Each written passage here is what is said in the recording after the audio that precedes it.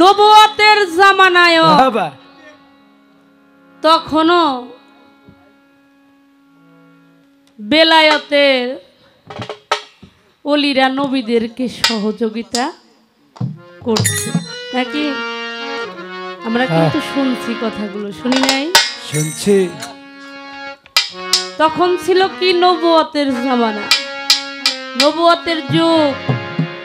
সেই নবুয়তের যুগে আল্লাহর ওলিদের অর্থাৎ মুসা নবীর যে একটু জীবনী, বাবা কিন্তু পুরোটা না বলে অল্প বলছে, অনেক বড় এটা ইতিহাস।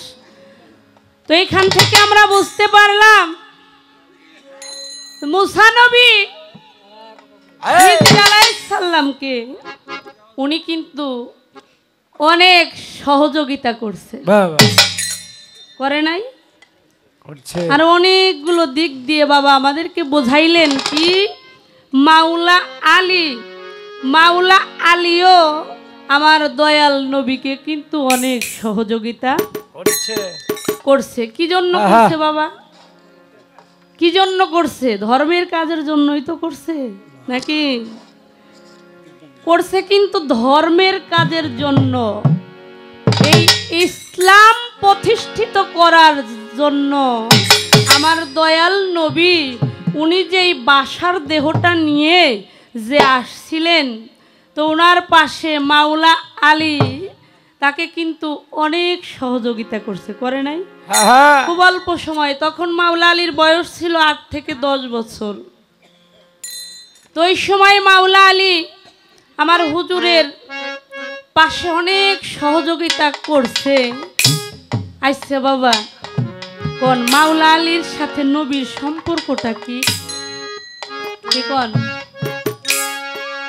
যদি আমরা একটু গভীরে যাই, হুজুর বলছেন আমি এবং আলী আমরা একটা নূরের 2টা খণ্ড।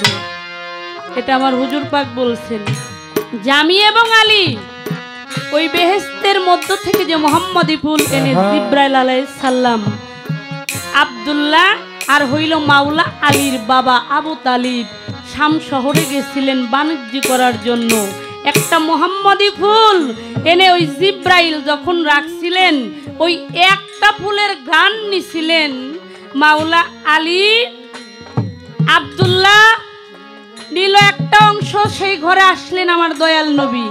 আবু তালিব নিলেন একটা গান, একটা ফুলেরই 2টা ভাগ হয়ে গেল, সেই ঘরে আবু তালিবের ঘরে আসলো মাওলা আলী। এইখানে হইল একটা বিষয়।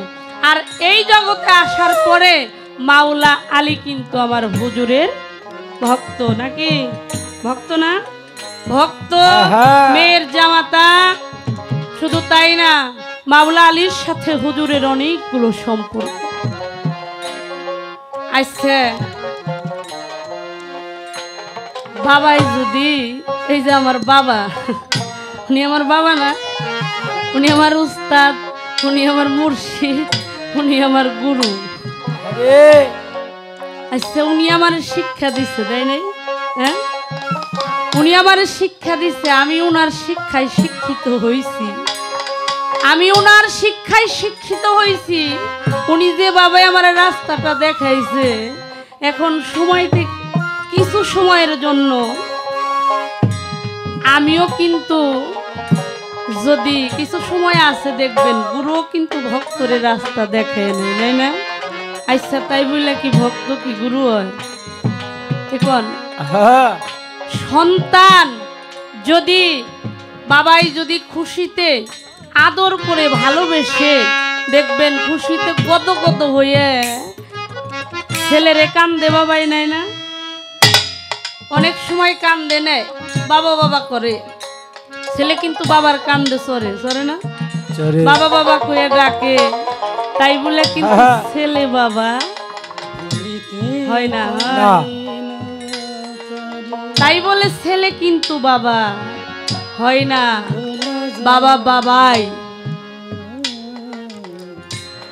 তাই বলে আমি বলবো না মাওলা আলীর সম্মান মর্যাদা তাকেও কখনো ছোট করে দেখা যাবে না, এবং আমার হুজুর পাকে সম্মান মর্যাদা, তার যে মাঝে যা তাকেও কখনো ছোট করে দেখার নাই।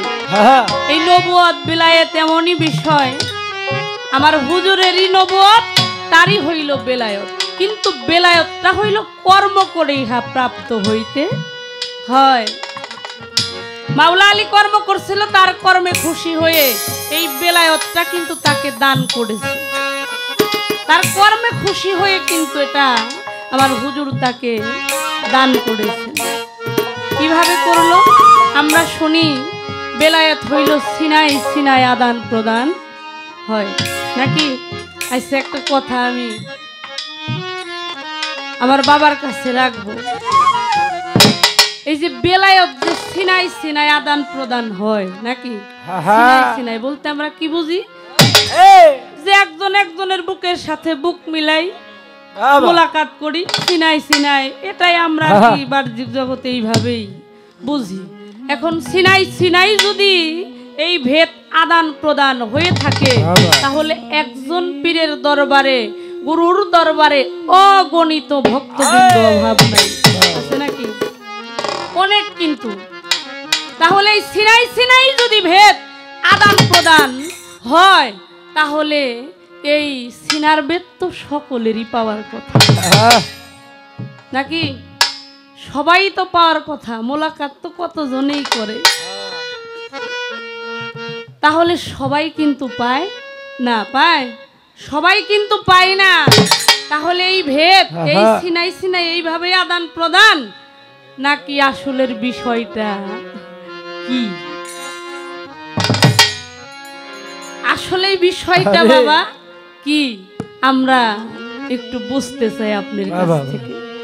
তো আমার কাছে একটি প্রশ্ন করছেন, কেউ একজন আল্লাহকে প্রশ্ন করছিল কি, এই যে নূর, নূর মানে কি? নূর মানে আমরা কি বুঝি? আলো। এই আলো কি ধরা যায় না? আলো কিন্তু ধরা যায় না, এটা কিন্তু দেখা যায়। আলো দেখা যায়, কিন্তু এই আলো কিন্তু ধরা যায় না, যায় না। তখন আল্লাহ বলছিল যে আল্লাহু নূরুস সামাওয়াতি ওয়াল আরদ, আসমান জমিনের দেহের নূর হইলাম আমি আল্লাহ। সুবহানাল্লাহ। এখন আমার বাবাই কইলেন, তাই যদি হয়ে থাকে, এই নূর যখন নূর ভাবেছিল, তখন এই নূর আবার কোন কায়দায় সিজদা করলো? এই তো কথা। আরেকটি প্রশ্ন করছে, নূর যখন আকার ধারণ করে তখন তাকে কি বলা হয়? নূর যখন আকার ধারণ করে তখন তাকে বলা হয় কি? আমি কথাটা দুটি প্রশ্ন ছোট করে আমি জবাব দেওয়ার জন্য চেষ্টা করব। একটি গান আমি রাখতে চাই, আমার এই গানের মধ্যে অনেকটা এর ফয়সালাটা হয়েই যায়, তবু আমি একটু বলবো। সে গানটা হইল আমার ঝিটকা শরীফের একটি কালাম।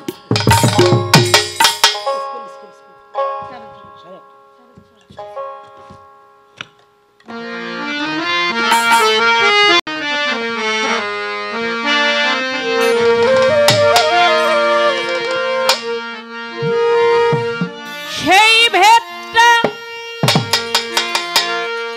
ওরে এই জগতে, ভালো ভালো ভালো,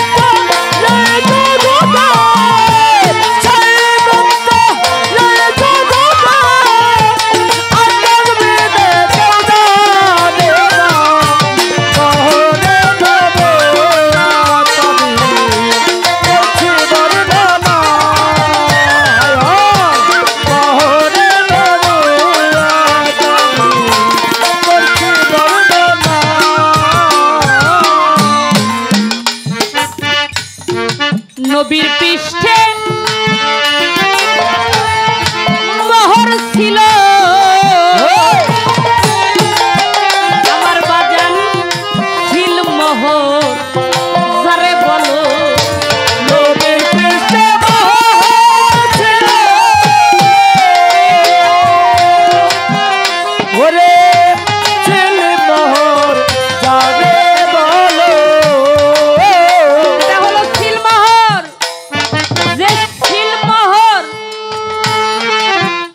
না পাইলে নবীও হওয়া যায় না, শুধু তাই না ওলিও হওয়া যায় না। বাবা যায় হ্যাঁ, ওলিও কিন্তু হওয়া যায় না সিলমোহরটা না পাইলে।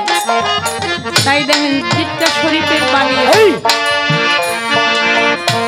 নবীর পৃষ্ঠে মোহর ছিল এই আমার বাজান ছিল মোহর যারে বলো সে কেমন মোনা ছিল সাদা মনো মনো ছিল সে কেমন মোনা ছিল মিমে হে মিমদার যাই জানা এই মোহরে নবুয়ত আমি করছি বর্ণনা মোহরে নবুয়ত আমি করছি বর্ণনা ওরে সে বন্দা জয় জগতা জয় বন্দা জয় জগতা আকাশ বেদে কেউ জানে না মোহরে নবুয়ত আমি করছি বর্ণনা রে মোহরে নবুয়ত আমি করছি বর্ণনা নবী যখন ওই যে নূর রূপ ছিল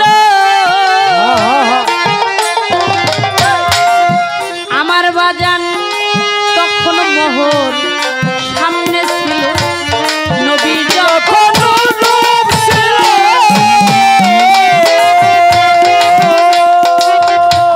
তখন মোহর সামনে ছিল নবী যখন নূর রূপ ছিল ভালো, ভালো,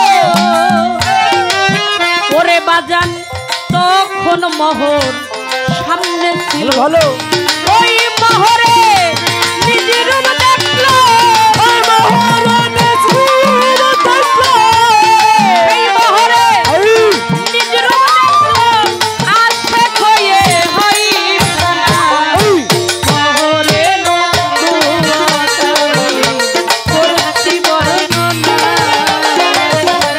মোহরে নবুয়ত আমি করছি বর্ণনা ওরে সে বন্দা জয় জগতা সে বন্দা জয় জগতা আকাশ বেদে কেউ জানে না মোহরে নবুয়ত আমি করছি বর্ণনা রে মোহরে নবুয়ত আমি করছি বর্ণনা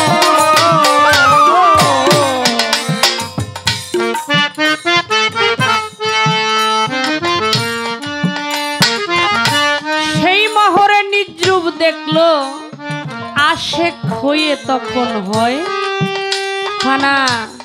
আল্লাহ পাক বলেছেন আমি সর্বপ্রথম সৃষ্টি করিয়াছি মোহাম্মদী নূর। সুবহানাল্লাহ তিনি আরো বলেছেন আমি সর্বপ্রথম সৃষ্টি করিয়াছি আকল, সর্বপ্রথম সৃষ্টি করিয়াছি রূহ, সর্বপ্রথম সৃষ্টি করিয়াছি কলম। আচ্ছা সবই যদি সর্বপ্রথম হয়ে থাকে তাহলে এর আগেও তো কিছু আছে নাকি? সবই কি একসাথেই বানাইছে, এর আগে কিছু হয় নাই? সর্বপ্রথম সৃষ্টি করিয়াছেন এশক। বাবা তিনি বলেছেন আমি সর্বপ্রথম সৃষ্টি করিয়াছি এশক। যেই এশকের জোশে, যেই এশকের টানে বানাইলেন তার নূর হইতে নবীর পবিত্র নূর, আল্লাহর জাত নূর হইতে আমার নবীর এই নূর মোবারক আল্লাহ পাক সৃজন করিয়াছে। আমার গৌহার শার গানের মধ্যে কি বললেন, যখন মোহর সামনে ছিল ওই মোহরের নিজ রূপ দেখলো, যখন নিজের রূপ নিজেই দেখলো তখন তিনি আশেক হয়ে গেল ফানা। আশা করি আপনারা কথাগুলো বুঝতে পারছেন। জ্ঞানী লোকের হইল বাবা ইশারা, আর আমার মতো অজ্ঞানী ঘাড়ের মধ্যে গুইতেলেও আমি বুঝি না।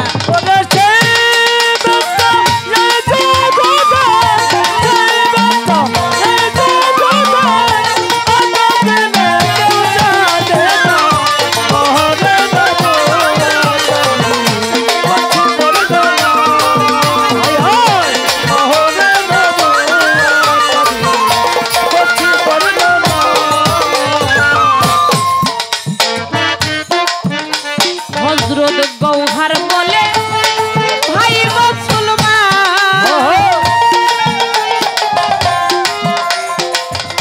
নবীর প্রতি আনো ঈমান। গৌহার বলে ভাই মুসলমান, ওরে নবীর প্রতি আনো ঈমান। ওরে নবীর মোহর ভেদি রয় যেইখানে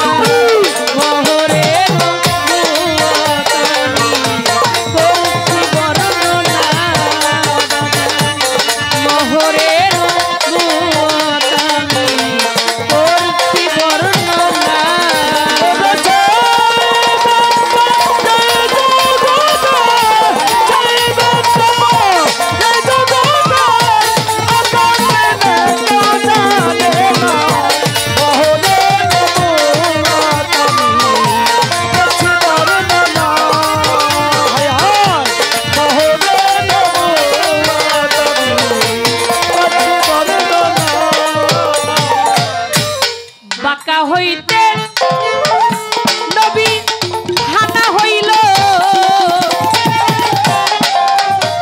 সেই আরো বেশে জন্ম নিল। বাঁকা হইতে হানা হলো, আরো বেশে জন্ম নিল।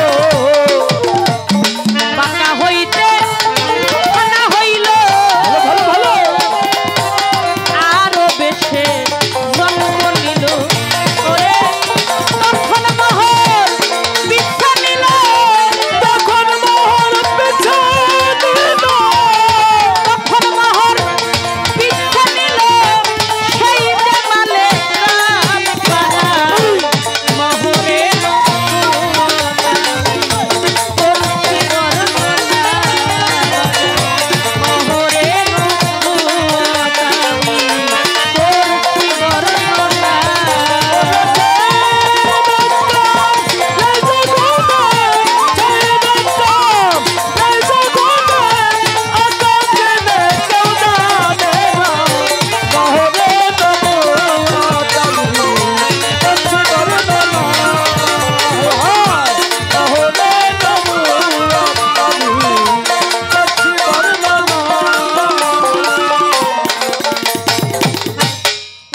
রূপ দেখে নবী আমার আশেক হইল।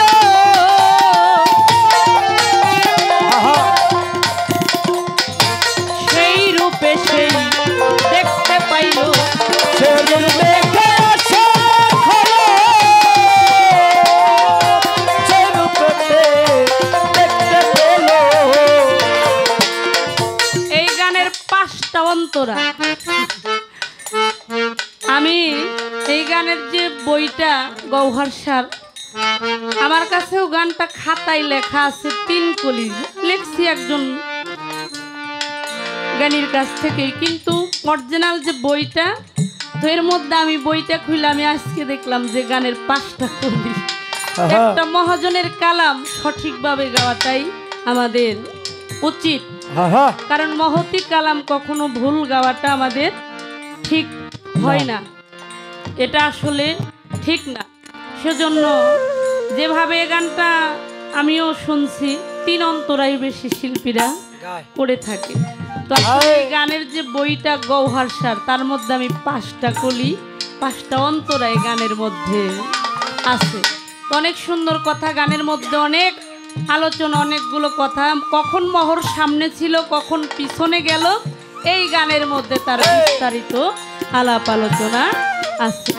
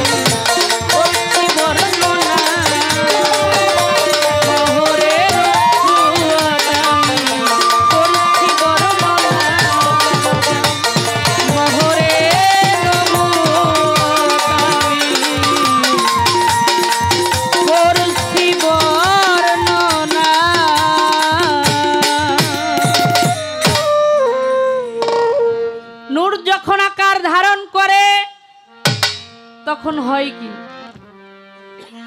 এই নূর যখন আকার ধারণ করে তখন হয় মুহাম্মাদুর রাসূল আল্লাহ। সকলেই বলি সাল্লাল্লাহু সাল্লাতু সুবহানাল্লাহ। বোঝা গেল বিষয়টা? আচ্ছা বাবা,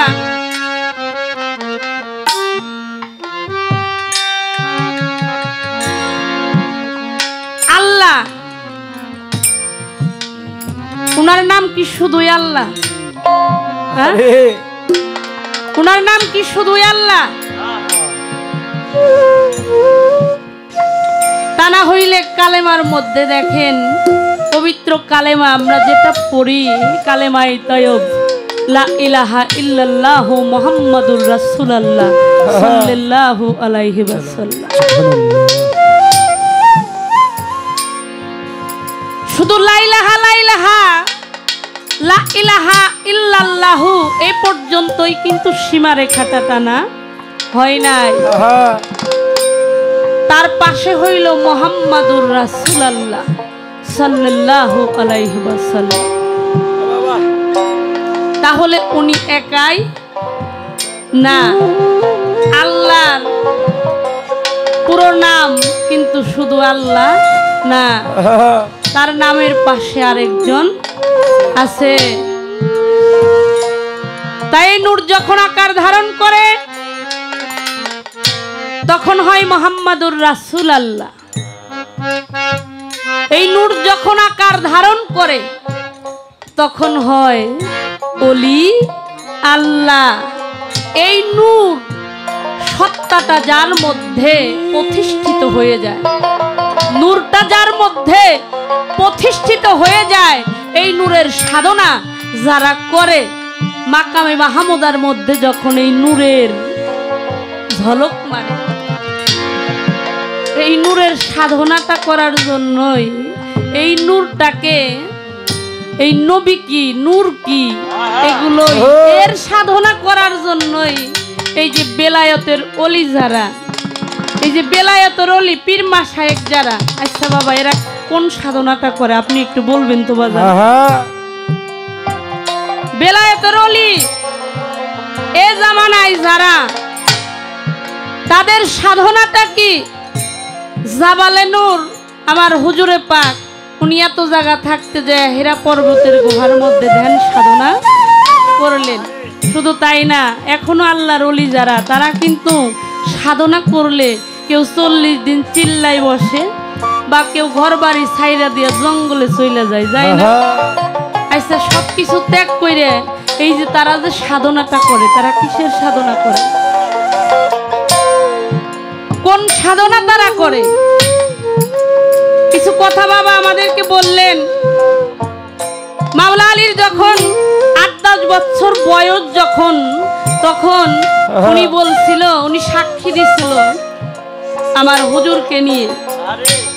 সবাই বলছিল মেহমান দাওয়াত করে এনে, কিন্তু কেউ কিন্তু স্বীকার করে নাই। বলছে হ্যাঁ, ওই যে আমি প্রশ্ন করছিলাম যে 5 জায়গায় হু কালেমাই শাহাদাত, সাক্ষী দিছিল মাওলা আলী যে আমি সাক্ষী দিচ্ছি আল্লাহ এক, অদ্বিতীয়, তার প্রেরিত পুরুষ হইল মুহাম্মাদুর রাসূলুল্লাহ সাল্লাল্লাহু আলাইহি ওয়াসাল্লাম।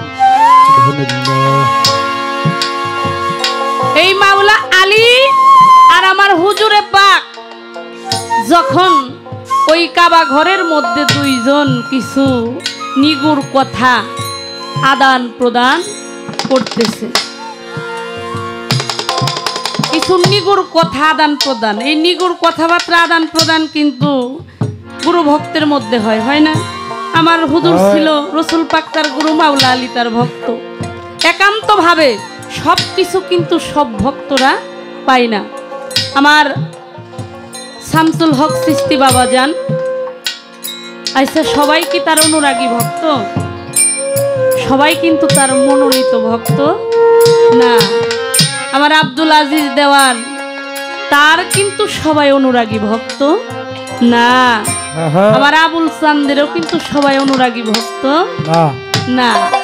এই মাওলা আলী আমার হুজুরে পাক যখন কাবা ঘরের মধ্যে দুইজন কিছু নিগুড় রহস্য কিছু কথাবার্তা আদান প্রদান হচ্ছে, ওই সময় আমার হুজুর চিন্তা করলেন কাবা ঘরের মধ্যে কিন্তু কিছু মূর্তি ছিল। আগেকার পূর্বপুরুষ যারা পূর্বে, তারা কিন্তু মূর্তি পূজা করতো না? হ্যাঁ, তারা কিন্তু মূর্তি পূজা করতো। এই কাবা শরীফের মধ্যেও কিন্তু অনেকগুলো মূর্তি ছিল। এগুলো কে দমন করলো? আমার হুজুর পাক আসার পরে এই মাওলা আলী তো তার জীবনে ছিলই সাথে, আর ছিল একজন, সে হইল মা খাদিজাতুল কুবরা, যিনি ধন দৌলত তার জীবন যৌবন সবকিছু আমার হুজুরের চরণে অর্পণ করেছে। আর অনেকেই ছিল, তার মধ্যে মাওলা আলী অন্যতম ব্যক্তি। যখন কিছু কথাবার্তা আদান প্রদানে দুইজন, তেমন সময় আমার হুজুর পাক বললেন যে আলী, কাবা ঘরের কিছু মূর্তি আছে 360টা, কেউ কয় 364টা মূর্তি, তো এই মূর্তিগুলা তোমারে ভাঙতে হইব। তখন আমার হুজুর পাক বলছিলেন, আলী তুমি একটা কাজ করো, তুমি আমার কান্দে ওঠো, তুমি আমার কান্দে উঠে ওই মূর্তি গুলা তুমি ভাঙো। যখন আমার হুজুরের এই কথা শুনে মাওলা আলী তার কান্দে চড়তে গেলেন। আমার মাওলা আলী বলছিলেন হুজুরকে যে হুজুর আপনি আমার কান্দে উঠেন। প্রথমে আলী বলছিল হুজুর আপনি আমার কান্দে উঠেন, আপনি আমার কান্দে উঠে আপনি ওই মূর্তিগুলো ভাঙেন। তখন যখন আলী কাবা ঘরের দেওয়ালটা ধরবে, নিচু হবে, ওই সময় গাইবি একটা আওয়াজ আসলেন। গাইবি আওয়াজে শোনা গেল, বলল হে মোহাম্মদ তুমি আলীর কান্দে চড়তে পারবা না। যখন এই কথা বলল, হে মোহাম্মদ তুমি আলীর কান্দে উঠতে পারবা না, তখন আমার হুজুর বলল, হে আলী তুমি আমার কান্দে উঠো, আমি একটু নিচু হই। কারণ ওই যে গাইবি আওয়াজ আসলো, আমার আল্লাহ পাক বললেন গাইবি আওয়াজে যে মোহাম্মদ তুমি আলীর কান্দে উঠতে পারবা না। তখন আমার হুজুর একটু নিচু হইল। যখন নিচু হইয়া মাওলা আলীকে পৃষ্ঠে উঠাইলো, তার কান্দে উঠাইলো, উঠানের পরে মাওলা আলী একটা হাত বাড়াইয়া দিল, একটা হাত উঁচু করে দিল। হাতটা যখন উঁচু করলো, আমার হুজুর বলল, হে আলী, তোমার হাতটা কত দূর পর্যন্ত গেছে? তখন আলী বলছিল, ইয়া রাসূলুল্লাহ, ইয়া হাবিবাল্লাহ, আমি ওই সত্তার কসম খেয়ে বলছি, আমার হাত সে জায়গায় আসছে যেইখানে আপনি মেরাজে গমন করেছিলেন। সুবহানাল্লাহ বলবেন না? সুবহানাল্লাহ। যেইখানে আপনি মেরাজে গমন করেছিলেন মাওলার সাথে দিদার করার জন্য, সেইখান পর্যন্ত আমার হাতটা এসেছে। ওইখান থেকে মাওলা আলী কিছু জিনিস, কেউ কয় 3টা জিনিস, ওইখান থেকে মাওলা আলী আইনে আমার হুজুরকে দিয়েছিল। ওইখান থেকে আলী আইনাম দয়াল নবীরে 3টা জিনিস দিছিল। আজও পর্যন্ত ভক্তরাও 3টা জিনিস গুরুকে দিয়ে থাকে। আমি একটু জানবো যে ওই 3টা জিনিস কি, যেটা মাওলা আলী এনে হুজুরকে দিয়েছিল, আর আজও পর্যন্ত এটা ভক্তরাও দিয়ে থাকে যার যার গুরুকে। এটা বেলায়েতের জামানা। এই ছোট্ট করে একটি কথা আমার বাবার কাছে সুন্দরভাবে আমরা কথাগুলো, এগুলো আমাদের অনেক শিক্ষণীয় ব্যাপার, আমরা অনেক কিছুই পাবো। যেই নবীর গুণগান, যেই নবীর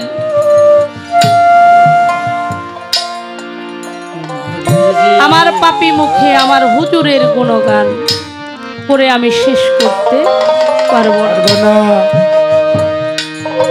একটি গানের মধ্যে আছে, আমার হুজুরের কুদরতের শান যদি কাগজ হইত 7 আসমান, লেখা শেষ করা যাইতো না তার নামেরই ব্যাখ্যা। এসমে আহম্মদ হুজুর পরানো সখা। আরে আমার হুজুর পাক যখন বাসার দেহটা নিয়ে তিনি আসলেন মা আমিনার ঘরে, মা আমিনার ঘরে যখন বাসার দেহটা নিয়ে আসলেন,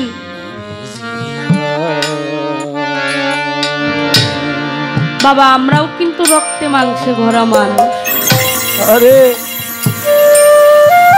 ওসিলা ছাড়া কিন্তু কেউ দুনিয়াতে আসতে পারি নাই। আর এই দুনিয়াটা কারো জন্যই থাকার জায়গা না, সকলে আসছি আবার যেতেই হবে, এটাই হইল সত্য কথা। আসার একটি সিরিয়াল আছে কিন্তু যাবার কোনো সিরিয়াল নাই। আমার হুজুরে পাক যখন খুব ছোট বালক বেলায়, তার বন্ধু ছিল আবু তাহের। প্রচন্ড রৌদ্র, বালুর মধ্যে 2 বন্ধু খেলা করতে আছে। আবু তাহেরের সাথে নবী খেলা করতে করতে রৌদ্রের মধ্যে, ছোট ছোট ছেলে পেলে যখন রৌদ্রে খেলা করে, বাবা মা দেখলে কিন্তু অনেক সময় বলে, বাবা তুমি ঘেমে গেছে, এত রৌদ্রের মধ্যে খেলা করার দরকার নাই। এটা বাবা মায়ের একটা মহব্বত, ভালোবাসা। আবু তাহেরের বাবা কিছু খুরমা খেজুর নিয়ে রাস্তা দিয়ে যায়। যখন দেখে আবু তাহের আর মোহাম্মদ 2 জনে মিলে খেলা করতেছে, আবু তাহেরের বাবা আবু তাহেরের কাছে গিয়ে হাতে খুরমা খেজুর দিয়ে বুকে জড়িয়ে নিল, চুমো খাইলো। বাবার যে ভালোবাসাটা, এটা বুকে জড়িয়ে ধরে বাহ দূর থেকে তাকিয়ে দেখে, শিশু মোহাম্মদ চেয়ে চেয়ে দেখে, আর ভিতরে একটা অনুভূতি হয় কেমন ভালোবাসা। এগিয়ে গিয়ে বলে, যে লোক তোমাকে ওইভাবে বুকে নিয়ে ভালোবাসলো, ওই লোকটা তোমার কি হয়? আবু তাহের বলে, যে আমাকে বুকে নিয়ে ভালোবাসলো সে যে আমার জন্মদাতা পিতা। তার বুকের মধ্যে আরো ধাক্কা দিল, ভিতরে আরো অস্থির। যে আজ পর্যন্ত আমি তো এইরকম করে আমার বাবার ভালোবাসাটা তো আমি পাই নাই। মনে মনে চিন্তা করে বাবার ভালোবাসাটা বুঝি এরকমই হয়, বাবা বুঝি এইভাবেই ভালোবাসে। দৌড়িয়ে চলে গেছে মায়ের কাছে, মামিনার কাছে গিয়ে বলছে, মা, ও মা, মাগো, আমি আজ থেকে কখনো তোমার কাছে কোনোদিন ওই পর্যন্ত জানতে চাই নাই যে আমার বাবা কোথায় আছে। আমি কোনোদিনও তোমার কাছে জিজ্ঞাসা করি নাই আমার বাবা কোথায় আছে। ও মা, আমি তো আজও পর্যন্ত বাবার ভালোবাসাটা পাই, আমি তো আমার বাবার ভালোবাসাটা আজ পর্যন্ত পাই নাই। আমার বাবা কোথায় আছে তুমি কি বলতে পারো? মামিনা চিন্তা করে শিশু মোহাম্মদ, যিনি উম্মতের কান্ডারি, আমি তার কাছে কিভাবে মিথ্যা কথাটা বলব? তিনি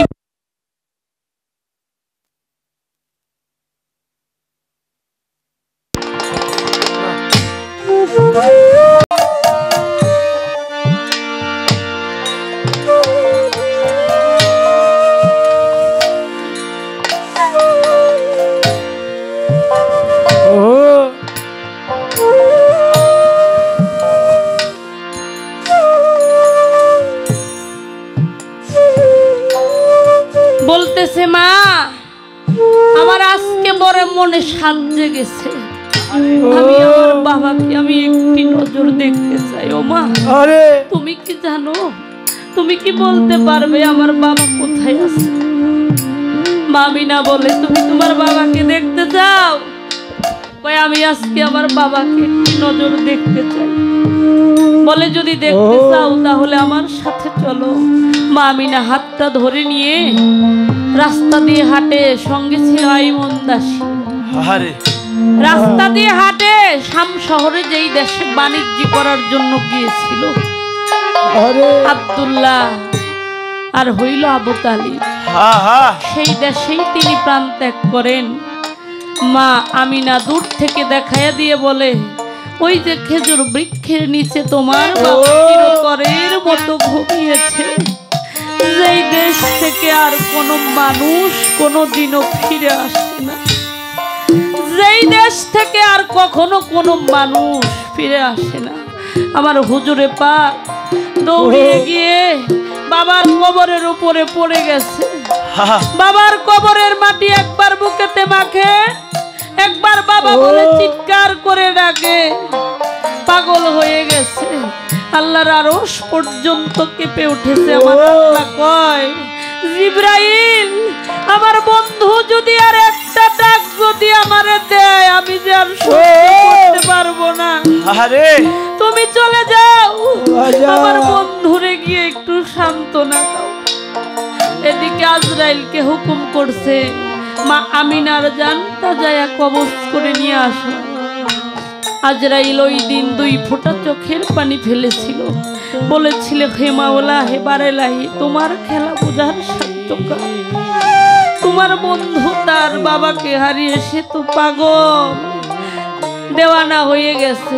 এখন যদি মাকেও হারিয়ে ফেলায়, এ জগতে তার মতো আর এতিম যে দুনিয়াতে কেউই থাকে না। আমার আল্লাহ কয়, আজরাইল, আমার বন্ধু যদি এতিম না হয়, এই এতিমের ব্যথাই উম্মতের ব্যথা যে আমার বন্ধু বুঝতে পারবে না।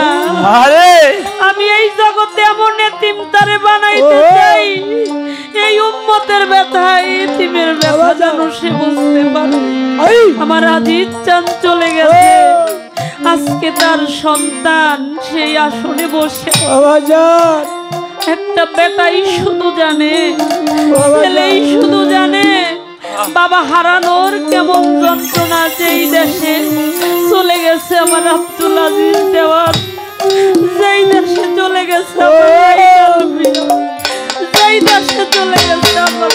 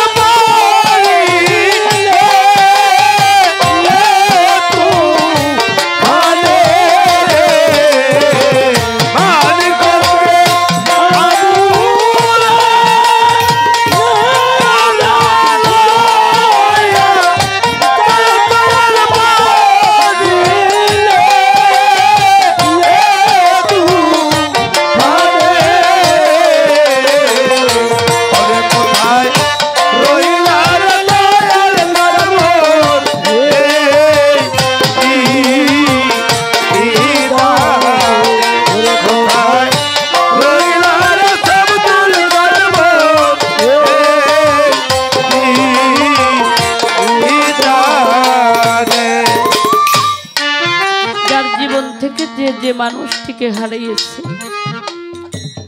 আমার মজিদ চান তিনি তার বান্ধবকে হারাইছে। চলে গেছেন ফেলো চান, চলে গেছেন ডাগো চান, আদম চান, আমার আব্দুল আজিজ দেওয়ান, আমার আইনাল মিয়া, আমার সদ্দুল চান। যে বাগানে মালিক না থাকে ওই বাগানটা থাকে শূন্য। দরবারে সকলে আসলে আগের মতো করে আর কিন্তু ওই শান্তিটা ভিতরে লাগে না। সবকিছুই জায়গায় ঠিক থাকে বাবা। যদিও দয়াল গুরু যার কামেল মুর্শিদ তারা কখনোই ভক্তের কাছ থেকে হারায় না, তবুও যেন মনে হয় যে জীবন থেকে কি যেন হারিয়ে ফেলেছি।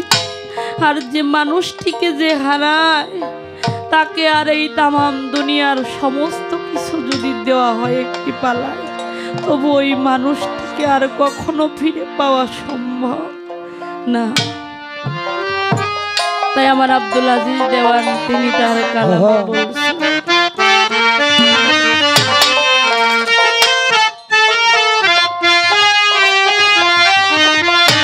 আরে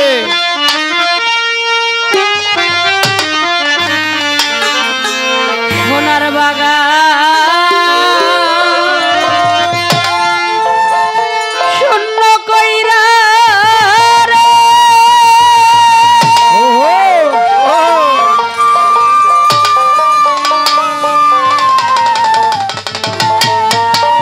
ভালো ভালো ভালো।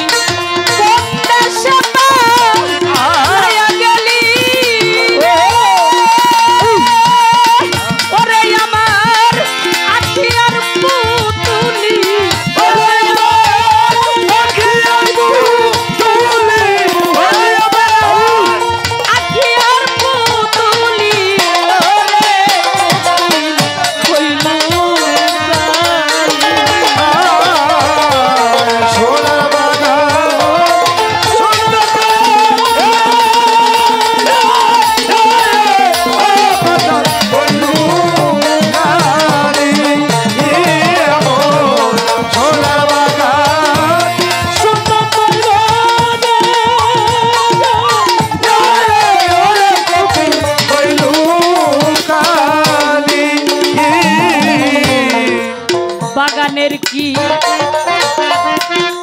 শোভারে আছে পাতা সব শুকায়া গেছে ভেঙে পড়ছে দরদি বাগানের কি সভায় আছে পাগলাগান পাতা সব ঝরিয়া গেছে ভেঙে পড়ছে ডালি এই বাগানের কি শোভারে আছে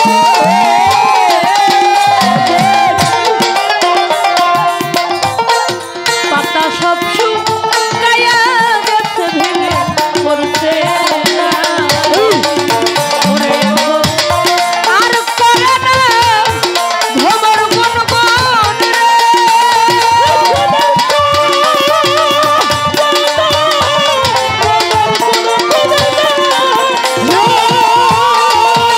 ওরে এখন আর করে না ভ্রমর গুনগুন ভালো ভালো ওরে আমার এই বাগানের মালিক এই বাগানের মালিক ওরে আমার এই বাগানের মালিক এই বাগানের মালিক একবার এই বাগানের মালিক ওরে খুশি হইল কালি এই আমর সোনার বাগান সোনা করে ওরে দয়া হইল কালি এই আমর সোনার বাগান সোনা করে কবি হইল কালি নিষ্ঠুর কোকি সাজিলি রে বাসা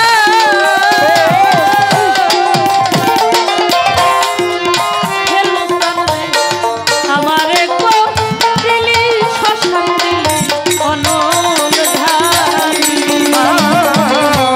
নিষ্ঠুর ফকির সালি বাসা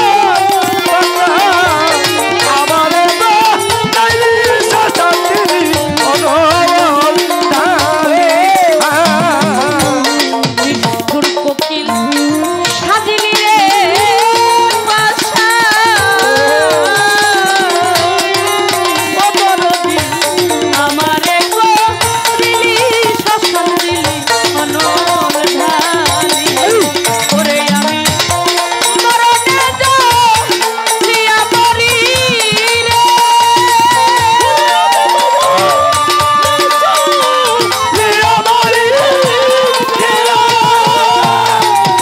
ওরে আমি মরণে দিয়া মরি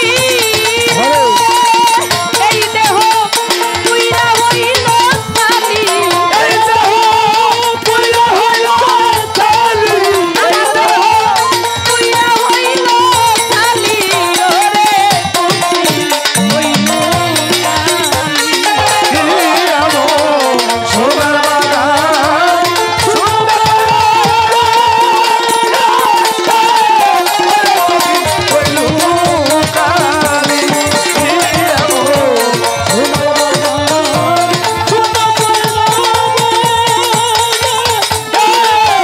খুশি হইল কালি করে দেওয়ার আব্দুল আজিজ শূন্য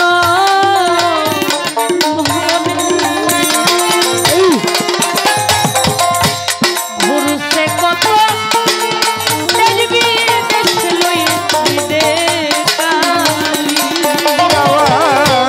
আব্দুল আজিজ শূন্য বলে ও দয়াল ঘুরে বেড়ায় কত বলে বলে লয়া কালি আব্দুল আজিজ বলে ঘুরছে কত বনে বনে লই বিদেশালি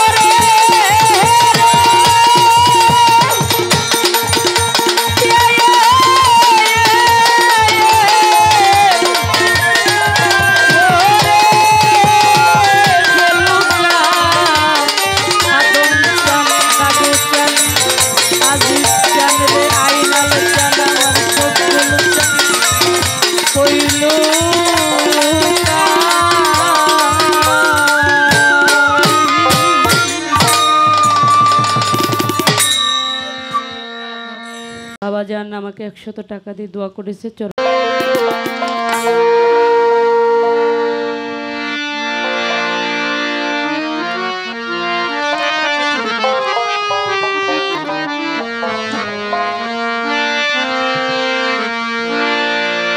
তোমার বাবা আদেশ করেছেন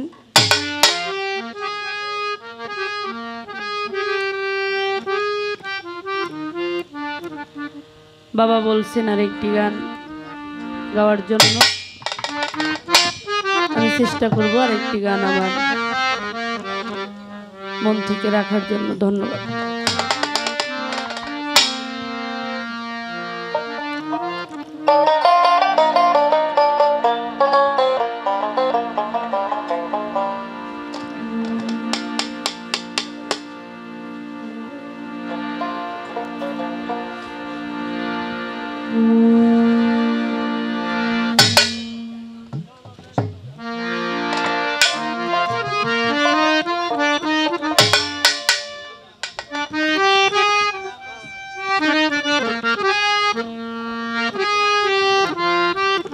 বিচ্ছেদ বেদনা ব্যথা প্রত্যেকটা মানুষের হৃদয়ে আছে।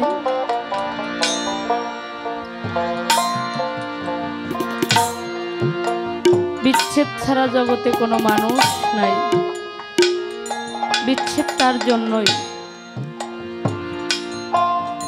যে কিছু হারাইছে সেই কেবল বোঝে বিচ্ছেদ কাকে বলে।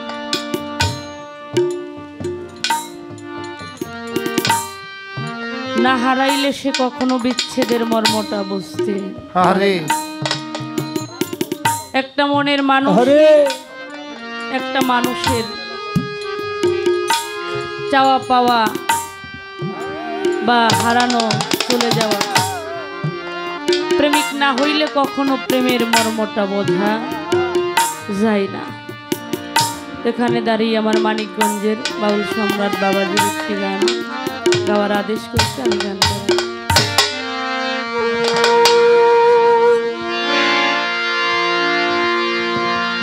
আধার কাইটা